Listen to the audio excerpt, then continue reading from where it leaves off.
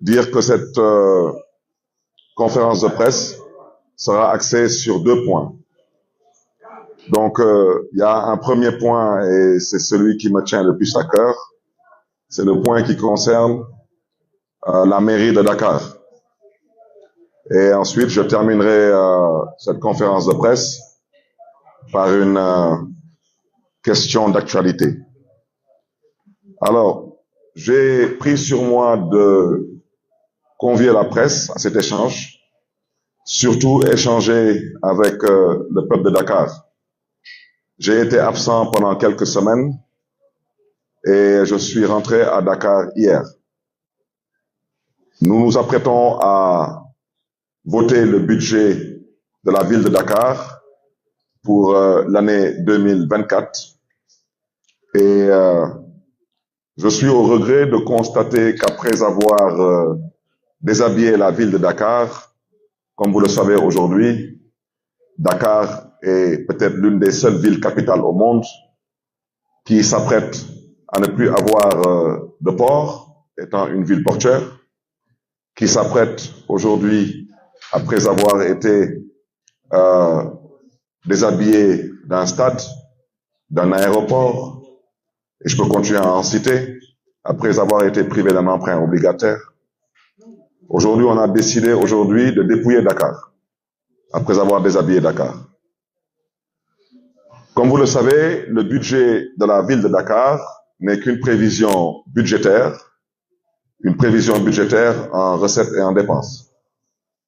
Et il y a des taxes qui sont très importantes pour la ville de Dakar, et sont ces taxes qui nous permettent de pouvoir mettre sur la table un budget qui nous permet de pouvoir satisfaire les besoins des populations dakaroises dans le cadre des 9 domaines de compétences qui nous sont transférés par le Code général des collectivités locales.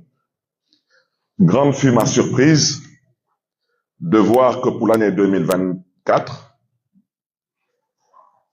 plus ou moins pour l'année 2023, excusez-moi, pour l'année 2023, l'État du Sénégal a l'État du Sénégal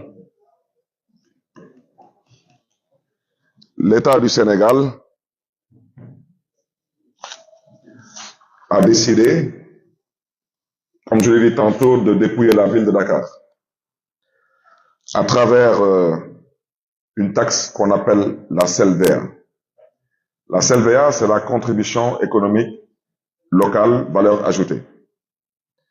Je voudrais dire que l'année dernière, en 2022, la ville de Dakar a reçu la somme de 3 milliards 121 millions 21 263 francs. Cette année, pour l'année 2023, l'État décide de quitter de 3 milliards et octroyer à la ville de Dakar 55 millions 37 739 francs. Je voudrais, avant de pouvoir argumenter, dire que 95% de cette taxe, qui est la CELVA, est recouvrée dans la ville de Dakar. Comme vous le savez, quand on parle de contribution économique locale, valeur ajoutée, on parle de TVA. Et comme vous le savez, la plupart des entreprises, des commerces, des structures génératrices d'argent dans ce pays sont à Dakar. Alors, comment est-ce qu'on peut recouvrer 95% d'une taxe dans une ville qui s'appelle Dakar? Et je rappelle que cette taxe est recouvrée exclusivement par des agents de la ville de Dakar, qui sont mis à la disposition de la perception et qui sont payés par la ville de Dakar.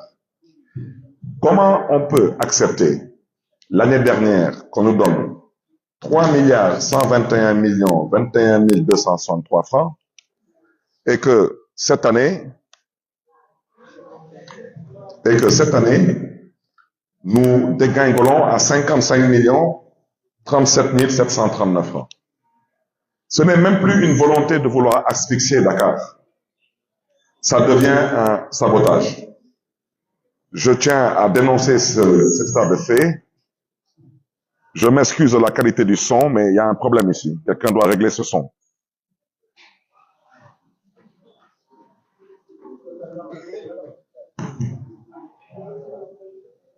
Allô? Je m'excuse. On avait quelques problèmes avec le son. Je voudrais, avec votre permission, dire que cette CELVEA, en 2019, la ville de Dakar avait reçu en 2019 4 milliards 328 millions. En 2020, la ville de Dakar a reçu 2 milliards 549 millions. Et en 2020, la ville de Dakar avait eu à tirer sur la sonnette d'alarme face à cette injustice. Ils ont cherché à se rectifier en 2021, c'est remonté à 5 milliards 480 millions. Et comme vous le savez, c'est l'année à laquelle je suis arrivé à la tête de la municipalité. Mais comme c'est de bonne guerre, on a dégringolé cela de 5 milliards à 3 milliards 100. Et cette année, on décide de quitter de 3 milliards à 55 millions. Ce que je veux dire par là, si l'État du Sénégal ne se ressaisit pas, il faut que les gens comprennent que malheureusement, la ville de Dakar, qui avait décidé de mettre l'humain au cœur de ses urgences, de ses politiques, de ses priorités, va trouver des difficultés pour pouvoir honorer ses engagements avec les écoles de la place, ces bourses que distribue la ville de Dakar pour un montant de 3 milliards, aussi bien à l'étranger qu'au Sénégal. Si ces bourses ne sont pas supprimées, ces bourses seront significativement revues à la baisse. Donc, je voudrais m'adresser à tous ces étudiants, tous ces étudiantes, qu'ils sachent que malheureusement, ils sont au milieu d'un combat politique qui ne dit pas son nom. Je voudrais aussi m'adresser à toutes ces populations dakaroises qui se soignent grâce à ce budget de la ville de Dakar. Ici, à Dakar, comme ceux qui sont évacués à l'étranger, particulièrement au Maroc. Je voudrais aussi dire que la politique sociale de la ville de Dakar, concernant les aides sociales pour les personnes en difficulté, concernant les secours pour des événements comme les fêtes de Tabaski, de Korité, de Pâques, de Noël, et j'en passe, que tout cela, malheureusement, aura un impact sur les populations dakaroises. Je voudrais à ce titre surtout profiter de cette occasion pour interpeller directement le chef de l'État, lui dire qu'il a l'opportunité de sortir par la grande porte après l'avoir félicité de ne pas vouloir briguer un troisième mandat, comme le veut la Constitution du Sénégal, lui dire que la ville de Dakar n'a jamais été un moyen pour financer une campagne électorale. La ville de Dakar n'est pas une propriété appartenant au maire que je suis ou à la coalition à laquelle j'appartiens. Et devoir priver le peuple de Dakar de bourses, de soins de santé, que ce soit des analyses ou des évacuations sanitaires, des prises en charge, de vouloir priver la ville de Dakar de certaines de ses prérogatives, que pour combattre une ville et son maire, je trouve cela déplorable et c'est à décrier. C'est pourquoi, moins de 24 heures après mon arrivée à Dakar, j'ai pris sur moi de dénoncer cela parce que il n'est pas question pour moi de m'adresser à des fonctionnaires.